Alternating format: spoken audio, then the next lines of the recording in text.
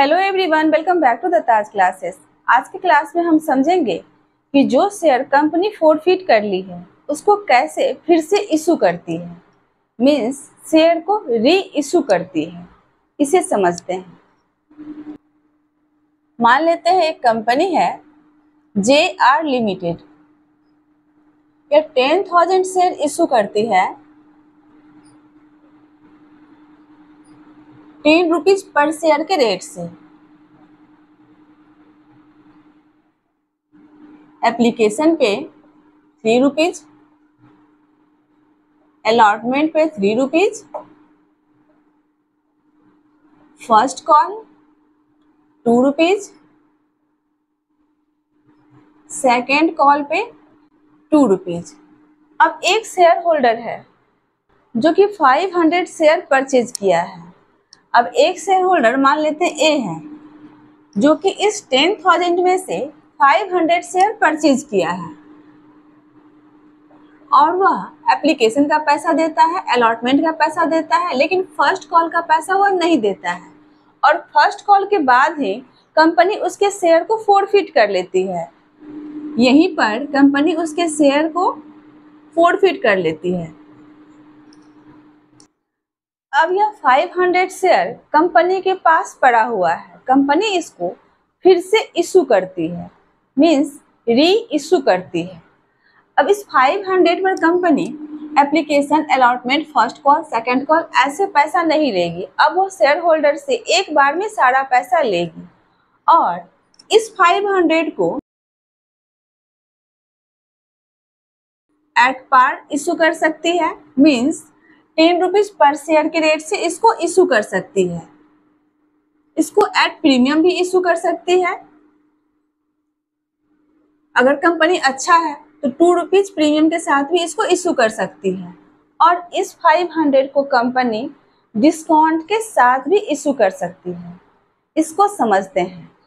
इस 500 को company discount पर भी इशू कर सकती है। अब कंपनी इस शेयर पर शेयर होल्डर को कितना डिस्काउंट दे सकती है? इस 500 पर कंपनी अब तक एप्लीकेशन का पैसा, अलॉटमेंट का पैसा ले चुकी है। अब तक 500 शेयर पर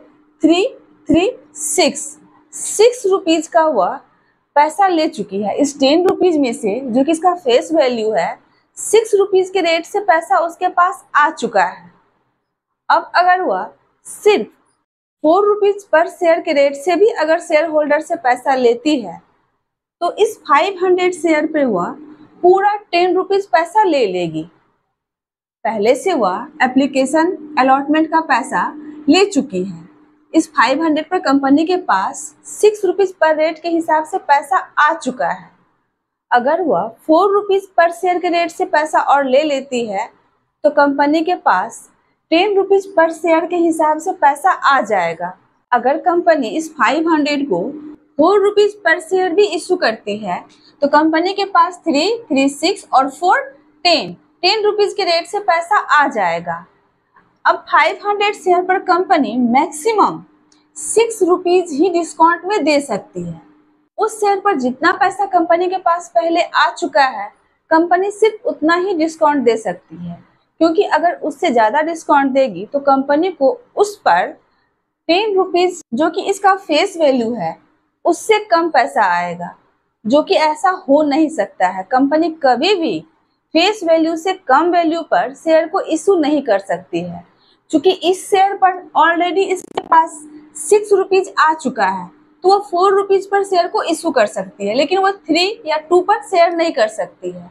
अब इसको वह 4 रुपीज के बदले 10 पर भी इशू कर सकती है, 6 पर भी इशू कर सकती है और 12 पर भी इशू कर सकती है, मींस प्रीमियम के साथ भी इसको इशू कर सकती है। इसको समझते हैं। अब यहाँ पर हम मान लेते हैं कि यह जो 500 का शेयर फोरफिट हुआ है इसको company 6 rupees per share issue करती है। इसको कंपनी री इशू 6 रुपीज पर शेयर के रेट से कर रही है। यहाँ पर एंट्री हो जाएगा। एप्लीकेशन का एंट्री हम पहले से जानते हैं, bank account debit to equity share application account 3 rupees के रेट से 10,000 शेयर का 30,000।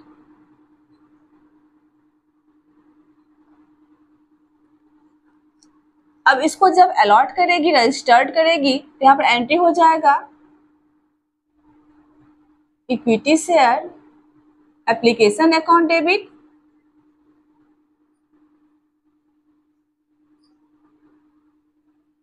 To equity share capital account.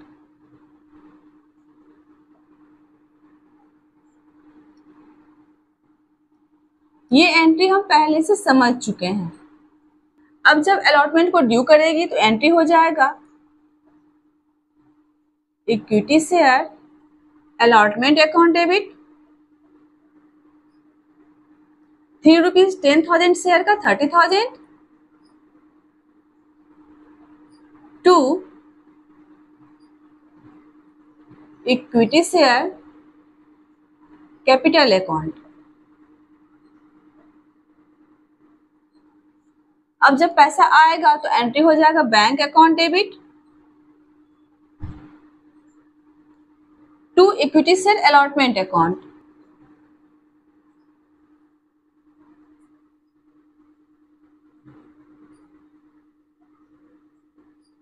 $30,000।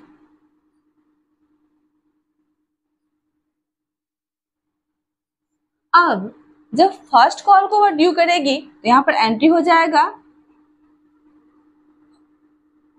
Equity share first call account debit to equity share capital account.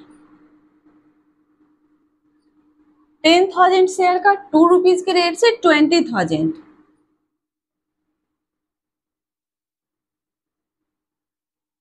लेकिन जब पैसा आएगा तो एक शेयर होल्डर ए जो कि 500 शेयर परचेज किया है वह फर्स्ट कॉल का पैसा नहीं दे रहा है। यहाँ पर बैंक अकाउंट डेबिट होना चाहिए 20,000। लेकिन एक शेयर होल्डर जो कि 500 शेयर परचेज किया है 2 रुपीज के रेट से वह नहीं दे रहा है, मीन्स 1,000 वह नहीं दे रहा है, तो पैसा आ रहा है 19,000। और हम पहले समझ चुके हैं कि जो पैसा नहीं आया है कंपनी उसे अपने बुक में कॉल्स इन अरियर के नाम से दिखाती है। यहाँ पर हो जाएगा calls in arrear account debit 1,000। 1,000 first call पर नहीं आया है to equity share first call account. अब इसके बाद कंपनी 500 शेयर को फोरफिट कर लेती है। जब फर्स्ट कॉल का पैसा नहीं आता है तो कंपनी इसको फोरफिट कर लेती है, तो यहाँ पर एंट्री हो जाएगा। अब 500 शेयर पर कंपनी अब तक जितना शेयर कैपिटल में ट्रांसफर कर चुकी है उसको सबसे पहले डेबिट करती है। यह हम पिछले क्लास में भी समझ चुके हैं। तो यहाँ पर हो जाएगा equity share capital account debit application पे इक्विटी शेयर कैपिटल अकाउंट में ट्रांसफर किया है 500 शेयर का 3 रुपीज के रेट से 1500। इसमें ए का 1500 है। अलॉटमेंट पे इक्विटी शेयर कैपिटल अकाउंट में ट्रांसफर किया है 1500। फर्स्ट कॉल पे इक्विटी शेयर कैपिटल अकाउंट में ट्रांसफर किया है इस 20,000 में से 500 शेयर का 2 रुपीज के रेट से 1,000 ए का है। टोटल अब तक वह इक्विटी शेयर कैपिटल अकाउंट में ट्रांसफर कर चुका है उस 500 शेयर पर 1500, 1500 और 1,000, टोटल 4,000। और यहाँ पर जो कॉल्स इन अरियर अकाउंट को हम डेबिट कर चुके हैं इसको हम क्रेडिट करके समाप्त करेंगे to calls in arrear account 1,000। और 500 शेयर पर अब तक शेयर होल्डर जितना पैसा दे चुका है कंपनी उसको फोरफिट कर लेती है, उसको जब्त कर लेती है।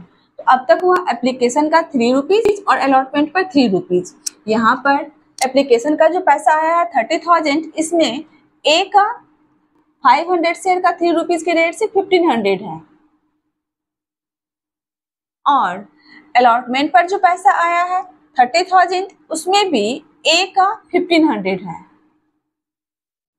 और फर्स्ट कॉल का पैसा नहीं आया है। अब तक 1500 3000 शेयर होल्डर 500 शेयर पर दे चुका है।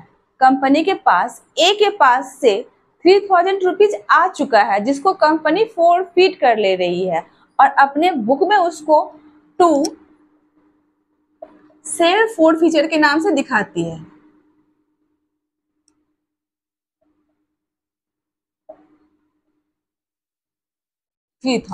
जो पैसा शेयर होल्डर उस पैसे पे दे चुका है कंपनी उसको फोरफिट कर लेती है।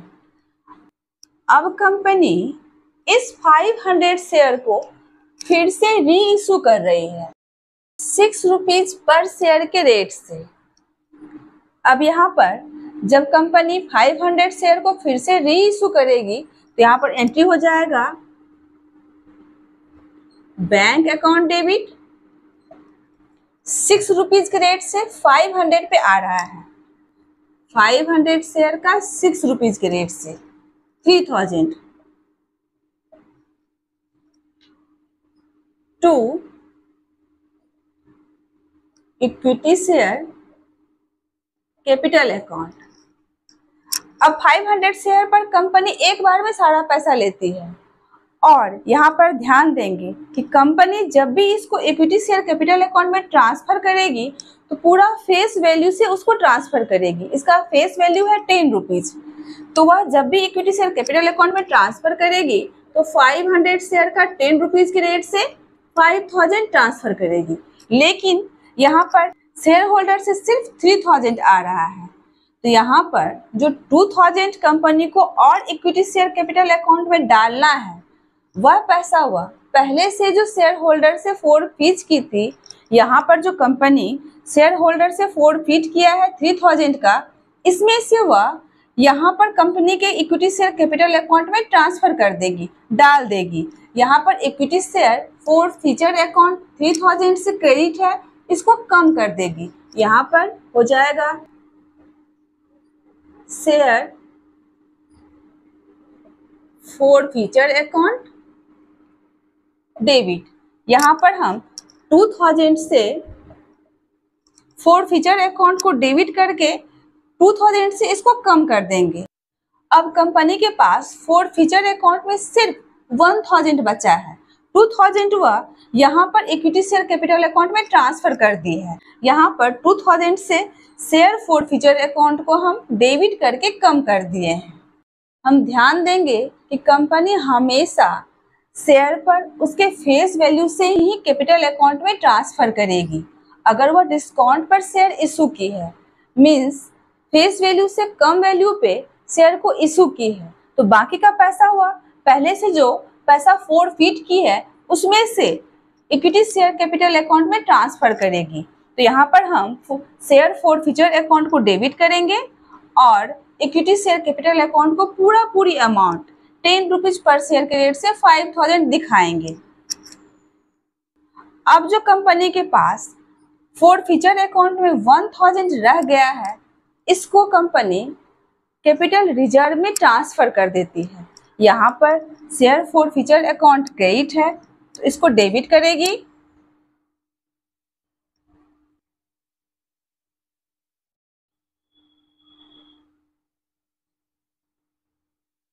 Share फोरफिचर account debit.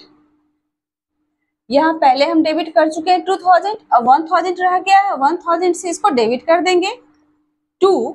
अब इस 1000 को कैपिटल रिजर्व में ट्रांसफर कर देंगे जो कि कंपनी का प्रॉफिट है।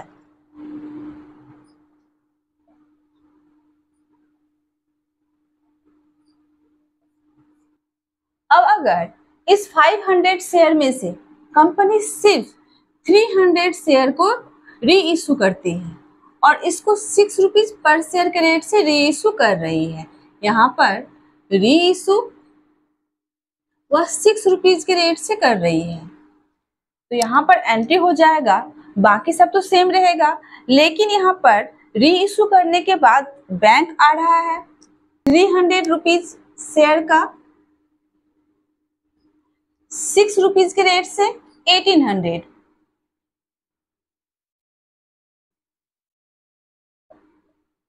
यहाँ पर 300 शेयर को ही कंपनी री इशू कर रही है, 200 शेयर को अभी री इशू नहीं किया है। तो यहाँ पर 300 शेयर पर 6 रुपीज के रेट से 1800 आ रहा है, और यहाँ पर इक्विटी शेयर कैपिटल अकाउंट में वो ट्रांसफर करेगा 300 शेयर का 10 रुपीज के रेट से 3000।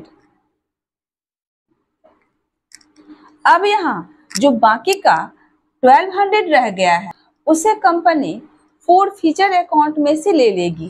यहाँ जो वह ट्रांसफर किया है 3000, यह पूरे 500 शेयर पर वह फोरफिट किया है, लेकिन यहाँ पर वह सिर्फ 300 शेयर ही इशू कर रहा है। तो सबसे पहले हम 300 शेयर पर कितना वह फोरफिट किया है वो निकालेंगे। तो 300 शेयर पर 3 और 3 6 रुपीज का वह फोरफिट किया है, टोटल वह 1800 फोरफिट किया है 300 शेयर पर। अब इस 1800 में से 1200 वह शेयर कैपिटल में ट्रांसफर कर रहा है। तो यहाँ पर शेयर फोरफिचर में से 1200 वह शेयर फोरफिचर अकाउंट डेबिट करके कम कर देगा।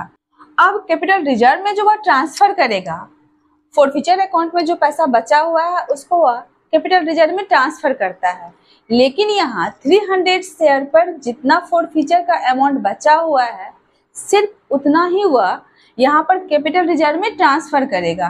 300 शेयर पर 1800 वह फोरफिट किया है। अब इस 1800 में से 1200 वह शेयर कैपिटल में ट्रांसफर कर दिया है, तो बाकी 600 बच गया। तो सिर्फ 600 ही हुआ कैपिटल रिजर्व में यहाँ ट्रांसफर करेगा। सिर्फ 600 को हम यहाँ कैपिटल रिजर्व में ट्रांसफर करेंगे। अब 500 शेयर में से 300 शेयर तो कंपनी इशू कर चुकी है। अब 200 शेयर पर जितना फोरफिट का अमाउंट बचा हुआ है उसका ट्रीटमेंट कंपनी तब करेगी जब उस 200 शेयर को कंपनी री इशू करेगी। जब तक उस 200 शेयर को कंपनी री इशू नहीं करेगी, फोरफिट शेयर का हम कोई ट्रीटमेंट नहीं करेंगे। यहाँ पर 300 शेयर को कंपनी कर चुकी है, तो उसमें से जितना पैसा शेयर कैपिटल में डालना था डाल दिए, बाकी जो पैसा बच गया वह कंपनी का प्रॉफिट है और कंपनी उसको कैपिटल रिजर्व में ट्रांसफर कर दिया है। अब इसी क्वेश्चन में मान लेते हैं कि इस 10,000 शेयर को जो कंपनी इशू किया है वह 2 रुपीज प्रीमियम पर इशू किया है। यहाँ पर 10 रुपीज के बदले वह 12 रुपीज पर शेयर इशू किया है। यह अलॉटमेंट पर वह 2 रुपीज प्रीमियम का ले रहा है। अब इसको समझते हैं। यहाँ पर एक शेयर होल्डर ए जो कि 500 शेयर परचेज किया है वह एप्लीकेशन अलॉटमेंट का पैसा दे रहा है, लेकिन वह फर्स्ट कॉल का पैसा नहीं दे रहा है और यहाँ पर शेयर को फोरफिट कर ले रहा है और इसको वह री इशू 8 रुपीज पर शेयर के रेट से कर रहा है। इस 500 को वह री इशू 8 रुपीज पर शेयर के रेट से कर रहा है। सबसे पहले यहाँ पर एंट्री हो जाएगा, एप्लीकेशन का सेम होगा। अलॉटमेंट पर वह 3 + 2 5 रुपीज के रेट से वह ड्यू कर रहा है। तो यहाँ पर हो जाएगा 50,000 और इक्विटी शेयर कैपिटल अकाउंट में सिर्फ वह 3 रुपीज के रेट से ही ट्रांसफर करेगा। फेस वैल्यू 3 है, तो 10,000 शेयर का 3 रुपीज के रेट से 30,000 ही वह इक्विटी शेयर कैपिटल अकाउंट में ट्रांसफर करेगा। और प्रीमियम का अमाउंट हम पहले समझ चुके हैं कि सिक्योरिटी प्रीमियम अकाउंट में ट्रांसफर करते हैं। यहाँ पर हो जाएगा 2 security premium account 20,000, 2 rupees 10,000 share का 20,000 और यहाँ पर बैंक अकाउंट डेबिट हो जाएगा 50,000 to equity share allotment account. यहाँ पूरा पूरी 50,000 से इसको हम क्रेडिट कर देंगे।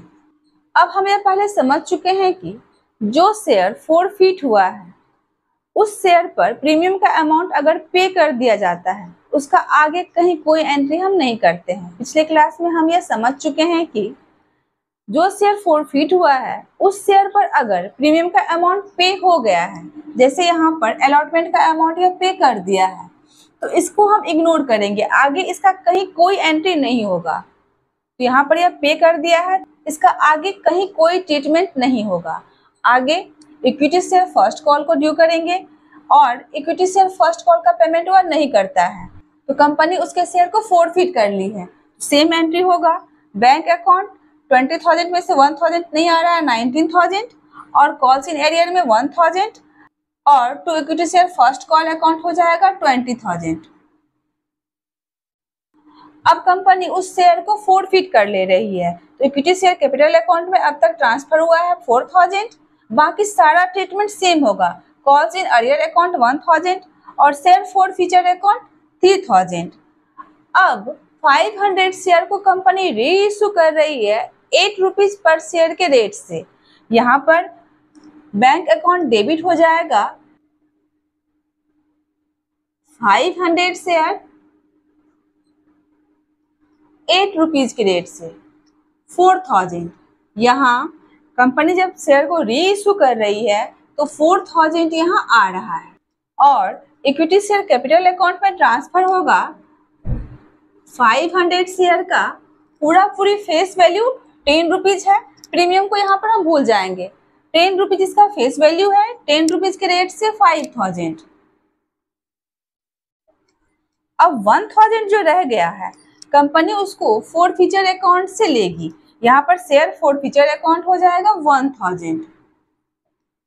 अब फोरफिचर अकाउंट में से 3,000 में से 1,000 इक्विटी शेयर कैपिटल अकाउंट में ट्रांसफर हो गया है, बाकी रह गया 2,000। अब इस 2,000 को कंपनी कैपिटल रिजर्व में ट्रांसफर कर देगी। यहाँ पर शेयर फोरफिचर अकाउंट डेबिट वह 2,000 से करेगी टू कैपिटल रिजर्व अकाउंट 2,000।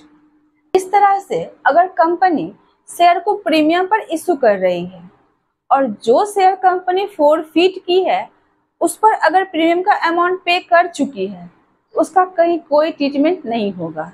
इस तरह से हम समझ चुके हैं कि company reissue at par, at premium और एट डिस्काउंट करती है।